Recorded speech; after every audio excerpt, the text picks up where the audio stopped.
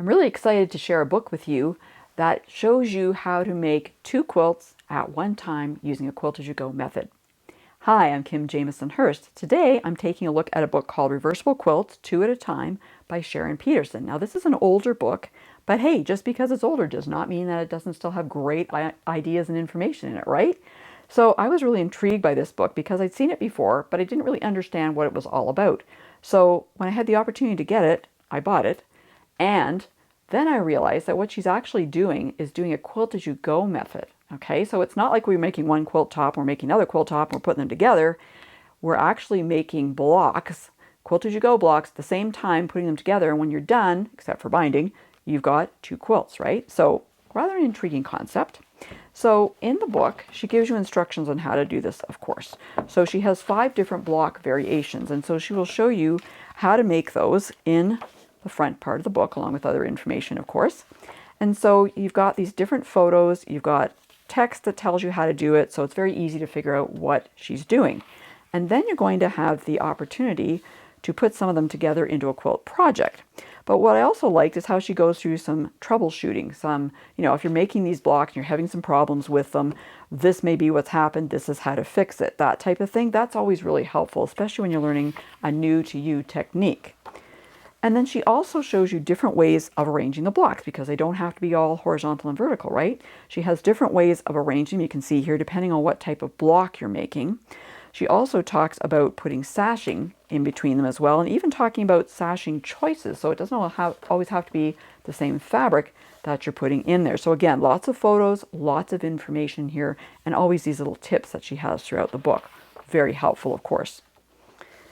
The other thing that was interesting in this book, I thought, is that she gives you instructions on making reversible binding. So you've got 2 quilts, essentially, right? Probably 2 very different colors on the front and the back, or color combinations. And so why not have a binding that matches the quilt on the front and one that matches the one on the back? So she gives you instructions on how to make that reversible binding so you can have that effect on the quilt. Then you get into the project. So already there's lots of information in this book, right? When you get into the project, we're going to start with a simple strip piece block for the front and the back of this project. Now, she calls this Christmas and Easter because she's used Christmas type colors on the front and Easter type ones on the back. I think this is really clever because you could do this for any kind of season. You could have spring and summer or fall and winter or whatever. So all you have to do is flip the quilt over and there you go. You got a new quilt and appropriate for the season you're in. So we kind of start off with the easier blocks first, and then she progresses into the a little bit more difficult. None of the blocks are really, really difficult, so even if you're a beginner, you could certainly make these quilts. This one's called Down on the Farm, and this is the front and this is the back. And the front, you can see she's got some embroidered squares in there. Now, she actually has the designs in here, so you could embroider them yourself if you wanted to. But I was thinking, what if you got some vintage linens that have embroidery on them? You could cut them and put them into a project like this, right? So that'd be a good way of upcycling those vintage linens, for example. This one I really liked. It's called 2 Solitudes, and the front looks like this and the back looks like that. So they look totally different, but really it's the fabric arrangement that makes them look like this. Here you've got the kind of light taupey background, and you're just seeing these darker fabrics. Here you've got pretty much the same colors. You've got a light and a dark of kind of reddish colors. So it looks completely different, but really it's not.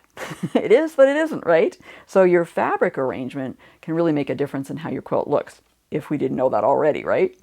And I really like this one because I thought that this would be a really good way to use up some of those kind of special fabrics that we always hesitate to use in projects. She's using some kind of Oriental kind of fabrics here. Some of these look like they're Australian Aboriginal fabrics, actually. So really interesting. And this one really called to me. I really quite like this quilt.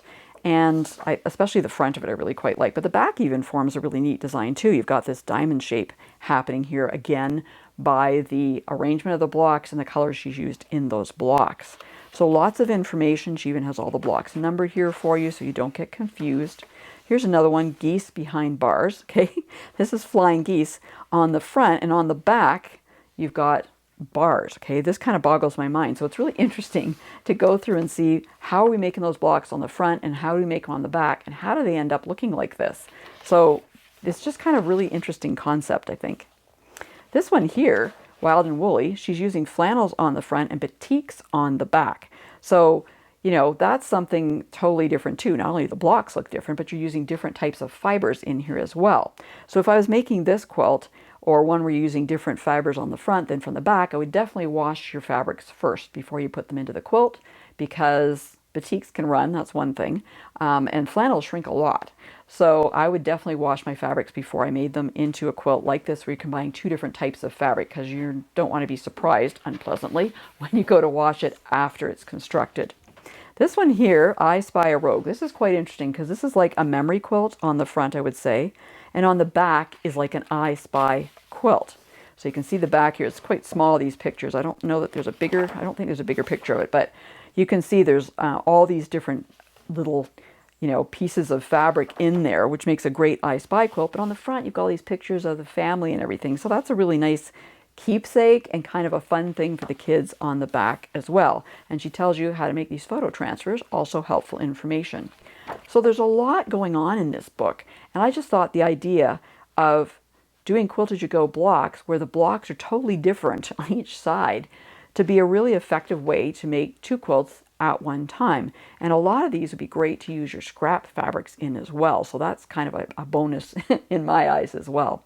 So if you're interested in making two quilts at one time using a Quilt As You Go technique, I highly recommend Reversible Quilts by Sharon Pederson. And if you want to get your own copy, make sure you check the description below, because I've got a link there for you to take a look at it, get more information, and maybe even buy a copy for yourself. Thanks for watching. Please give this video a thumbs up. It really helps to get it in front of other viewers just like you.